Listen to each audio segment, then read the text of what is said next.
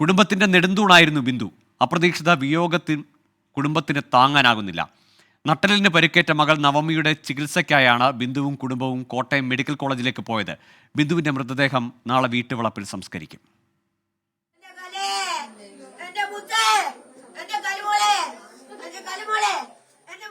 മകളുടെ നട്ടെല്ലിന്റെ ചികിത്സയ്ക്കായി ചൊവ്വാഴ്ച രാവിലെയാണ് ബിന്ദുവും ഭർത്താവും മകനും കോട്ടയം മെഡിക്കൽ കോളേജിലേക്ക് പോയത്.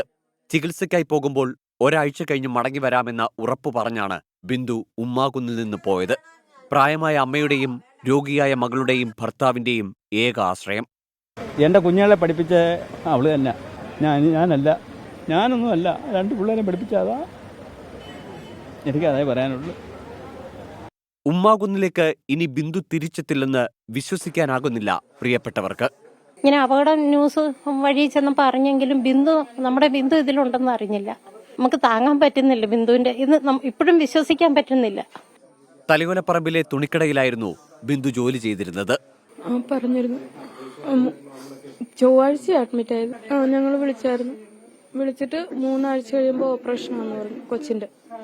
ബിന്ദുവിന്റെ മൃതദേഹം ഇന്ന് തലയോലപ്പറമ്പിലെ സ്വകാര്യ ആശുപത്രിയിലെ മോർച്ചറിയിൽ സൂക്ഷിക്കും. നാളെ ഉച്ചയോടെ വീട്ടുവളപ്പിലാണ് സംസ്കാരം. റാഫി കരീം, 24, കൊച്ചി.